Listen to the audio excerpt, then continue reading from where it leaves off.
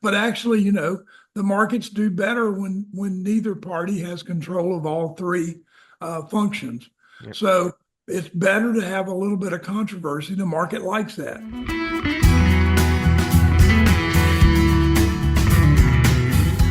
And welcome into Financial Focus, presented by the best of the best in financial services, 10 years and running, as named by the readers of the Lake City Reporter for Financial Services. They are the team for Gulf Coast Financial Service, and founder and CEO John Kuykendall here with us as always, providing some guidance and insight into the market and your money and your investments and your retirement planning. Not always an easy task, John, although we do have more data and intelligence, I think, than ever before. It just seems like the financial future is more uncertain than ever before.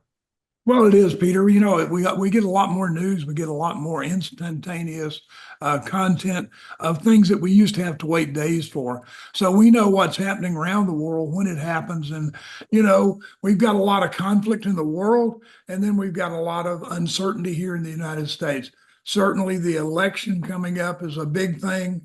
And then, the taxes that we talk about constantly, having to renew new taxes by 2026.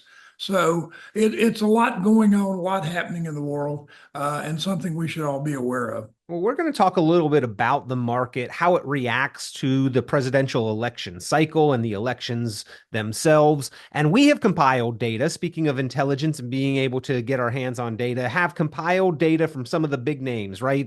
BlackRock, Franklin, Invesco, PIMCO, Dimensional, Hartford, JP, Lincoln, all of these, Capital Group, Putnam, all of these have compiled data here, and we're looking at that and analyzing that. And a look at market performance during presidential election cycles is an interesting take, because the presidential election happens every 4 years. Of course, we have elections every 2 years, and the market does have some tendencies, we'll call it. Then no certainties or guarantees. But John, can you talk about the tendencies of the market during the election period and the 4-year presidential election cycle?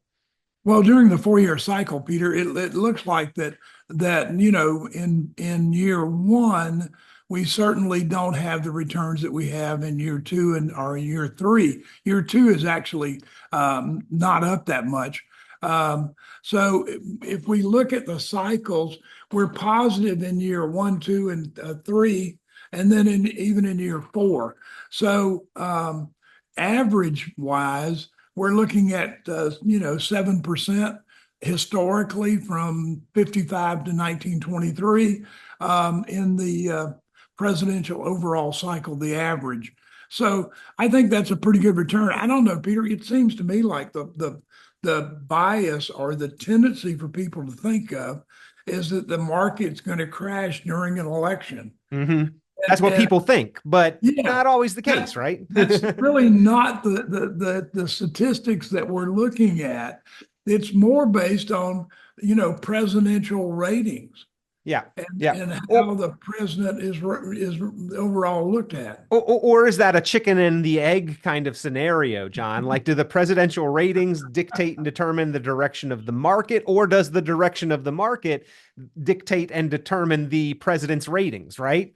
Yeah. Well, I mean, if historically, if you look at it, if right now we're looking at, I think Biden's overall rating is around a 47.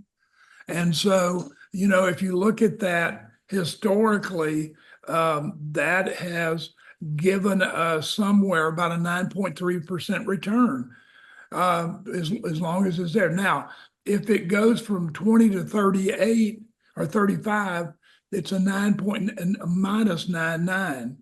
But over 50, it's 6%. So actually, from 35 to 50 rating, the presidential approval rating, we get the best return. So we don't have to have us like the president to get the market to do well. I think that's a lot to kind of confirm the old adage that the market actually likes uncertainty, or rather likes where there is not a lot of headway for things to be made. Let me kind of rephrase that. When there is uncertainty, the market is generally not as favorable, but when the market sees that things aren't going to just get passed unilaterally according Mhm. to one party's agenda, that's Yeah, where the market seems to thrive, that things are the status quo in Washington. They're going to remain that way. And yeah. therefore, we can continue to operate under the assumption that the current rules hold. Yeah, and during an election year, not much is going to change because we're more focused on the campaign, more focused on the outcome of the election. So we're not really doing a lot of things to change the market. So I think things because of that, things get don't get passed, and the market does better because it doesn't like uncertainty. It doesn't like when the world's at war and things are happening. And so it works better for us. It's amazing to me that so many people are concerned about the elections and concerned about which way the market's going. I need to take my money out, put it in cash because I'm not going to do as well in this election. And actually, Peter, we've done quite well so far this year. The market's been up and down, but overall, we've done really well, even though at the first of the year we started out pretty much in CDs and T-bills and more cash instruments, but we've been able to get out of that, and the market has done really well. And John, going back to sort of overlaying the presidential election cycle on top of these things, we see that the third year of any presidential election cycle, those are the best returns because the market knows things aren't going to change and it's got some time. The third year is pretty Mhm. steady and stable. And in fact, the only time where there's a historic negative return on average in this period from 1955 to 2023 is in the final year of a second term president. That's when Yeah. the market is pretty certain there has to be change, right? Well, yeah, because we're going to get a whole new direction for the country. We're going to get a new president. We know that if that president gets reelected, we got 4 more years. But because he's second term, he's termed out. So we have to have change, Peter, and we have to have new policies and new programs. And we're looking at the control of the Senate and the House too. So it depends on what the parties do overall and how they make out in the election. So there's more chance for that to happen with a second term president. But in this particular case, we're not. We know we're going to have change, but the market still hasn't really done that bad this year. It's done fairly well overall. I mean, we've had blips and we've gone up and down, but overall, the market's done very well. Well, again, we were talking about the market cycles, and I think, John, as you pointed out, people seem to be under the assumption that just because there's an election, there is going to be volatility. Now, that is not necessarily untrue either. Mhm. According to some research and things that we have seen, volatility does spike right in the short term of an election period. So, right before the election, there is a spike in volatility. However, it declines very quickly thereafter. Yeah, and Peter, you know that historically the market has been positive 83% of the time, um, generating long-term returns. So I mean, we have a really good track record to look at with the historical data. I think the problem that we've talked about so much, Peter, is the instant news and the everybody wanting their 5 minutes of fame. And so we get more and more, I take a different position so that I can get on CNBC. I've got my fame, and then people are, we react too much to what we hear and see. Now, in the respect of interest rates, I also have talked to mortgage brokers and lenders who have told me that over history in any presidential election cycle, basically the period right before the election is the time where the interest rates generally are the lowest of any presidential term. And we're trending in that direction, at least right now, John, with we've seen the first rate cuts from the Fed in nearly 4 years since March of 2020, right in the midst of COVID. We've now seen our first rate decline from the Fed. Well, Peter, I don't think that any administration wants to see rates go up if they're hoping to get reelected. And so I think that rates have to go down. Now, whether we're going to see another drop now this year or not, I don't know, but we have seen a drop. We have had the Fed chairman say that he thinks rates can go lower. He doesn't know when, but he says he thinks rates should go lower. So we've seen that in just the news that we've listened to. And so, yeah, I think that, that's certainly a good indicator. And like I said, no administration or no party wants rates going up during an election year. And so this is, an important year. It determines how we're going to set up the House and the Senate and who the president's going to be and what party's going to control. But actually, the markets do better when neither party has control of all three functions. Yeah. So it's better to have a little bit of controversy. The market likes that. Yeah. And so I think that, what we should be more concerned about is what's going to happen to the House and Senate and how that's going to play out. And if that one party will get control of both, or if we're going to have a split there. Well, in terms of the interest rate environment, both homeowners and want to be homeowners generally are voters, and the interest rate does determine the size and the quality of the house that we can afford. So I know that their goal is to keep those interest rates low to make homes more affordable for that voting bloc. But in terms of that mixed House and Senate and the color of the party who holds the presidential office, John, and your observation that when it is mixed is what's best for the market. Let's talk for a moment about this tax law change that is looming, that is already on the books for January 1, 2026, because in order for those tax increases not to occur at this point in time, new tax legislation would have to pass the House, the Senate, and be approved by the president. And maybe it's just me personally, but I don't see a whole lot of opportunity or likelihood that new tax legislation is going to be agreed upon by all of those parties. Well, that's the problem, Peter. I mean, we're going to have some compromise and we know there are going to be changes. Now, we're going to revert back to the old tax laws prior to 2017 if we don't get new laws. And so I think what we're going to see is we're going to see the existing laws that we have now. Some of those things are going to change. Some of them are going to try to stay the same, but we're definitely going to see different tax strategies that we need to put into place in order to lower our taxes and do the best job for our retirement. One of the biggest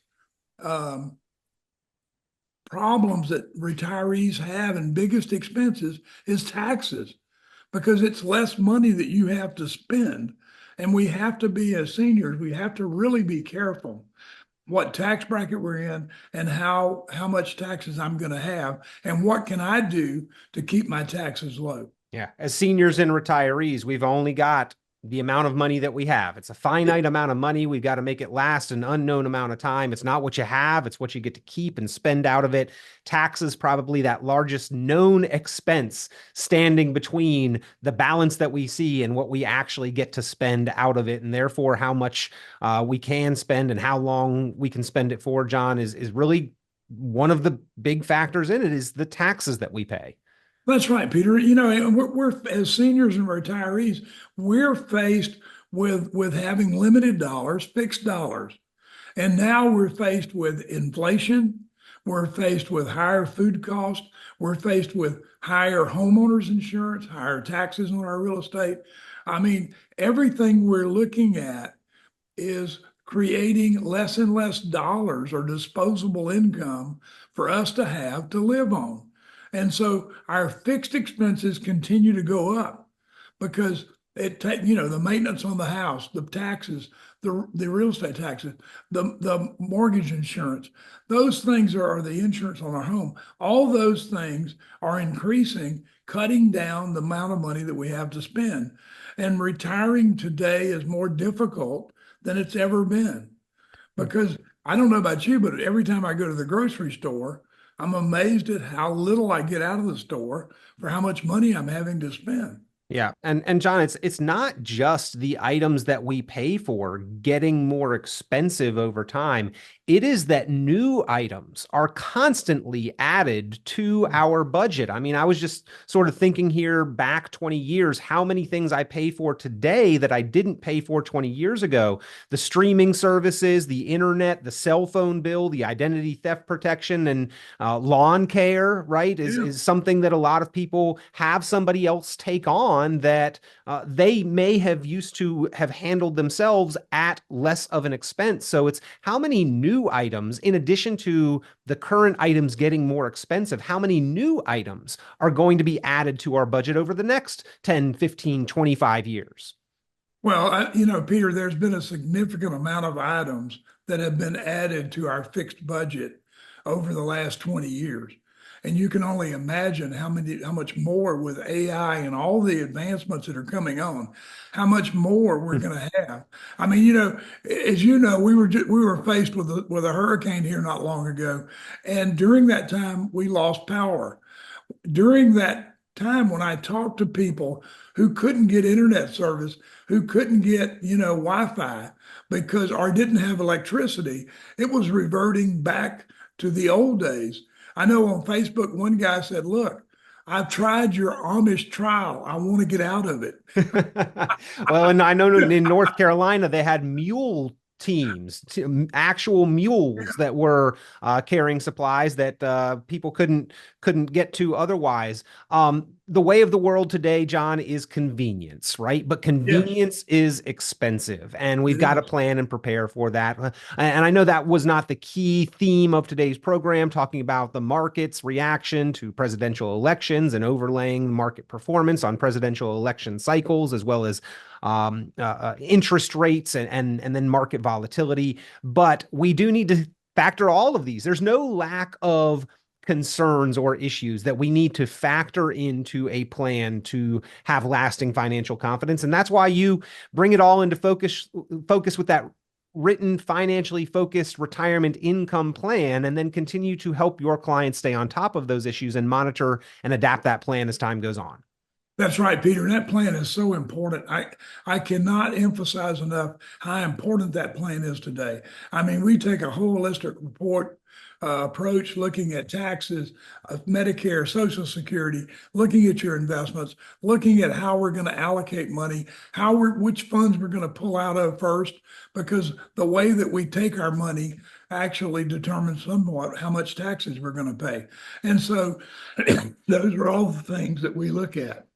We always appreciate the time, John, here on the program. And I want to emphasize, ladies and gentlemen, if you have not seen the team from GulfCoast Financial Services to get your specific individual, custom written, financially focused retirement plan, you need to take advantage of that. So many people throughout North Central Florida have, but so many more need to. So give a call. 386-755-9018. That number again, 386-755-9018. And a consultation, and even putting together of that outline of the plan, the financially focused written retirement income plan. That is a complimentary service. No cost, no obligation. Leave the checkbook at home. Just give a call to start that conversation, or visit the website GulfCoastFinancial.net, GulfCoastFinancial.net, or again, the number to reach John Kuykendall and the team from GulfCoast Financial Services, 386-755-9018, 386-755-9018. John, it is always a pleasure. Appreciate you being here, providing perspective as you always do, and being a constant resource for proactive planners. Thank you, Peter. It was great to be here. See you next week. Thank you. Be sure to like, subscribe, share, and tune in for more financial focus by visiting GulfCoastFinancial.net. The information presented on this program is provided for informational purposes only, without warranty of accuracy, completeness, or suitability for a particular purpose. This program is not intended to be and does not constitute financial, investment, legal, or tax advice. This information is general in nature and not specific enough to be construed as advice. You should not make any decision based on the information presented on this program without independent consultation with an appropriately licensed professional or competent advisor. Investment in securities or the market involves a potential risk for loss of principal. Trading, therefore, may not be suitable for all listeners. Annuity guarantees are based solely on the financial strength and claims-paying ability of the issuing company. Withdrawals of growth from annuities may be taxable as ordinary income in the year it is taken. Individuals should review contracts for specific details of the product's features and costs. Early withdrawals may subject the owner to penalties, fees, or taxes. John Kuykendall is registered with and securities are offered through Kovac Securities Inc., member FINRA SIPC, found online at www.kovacsecurities.com. Advisory services are offered through GulfCoast Financial Services Inc., a registered investment advisor in Florida. GulfCoast Financial Services Inc. is not affiliated with Kovac Securities Inc. or Kovac Advisors Inc. Past performance is not indicative of future results. All investing involves risk. Investment decisions should be based on your own goals, time horizon, and tolerance for risk. Due to various factors including changing market conditions and/or applicable laws, the content may no longer be reflective of current opinions or positions. GulfCoast Financial Services Inc. has been named as Best of the Best since 2015 in the category of Best Financial Advisor in the Lake City, Florida area. The award was based on receiving the most votes in this category from a survey offered and tabulated by the Lake City Reporter. No direct or indirect compensation was provided to the Lake City Reporter and/or any raters, and the award is not contingent on future direct or indirect compensation offered to the newspaper and/or raters. Portfolio performance is not a criterion, and voting is open to any readers of the newspaper.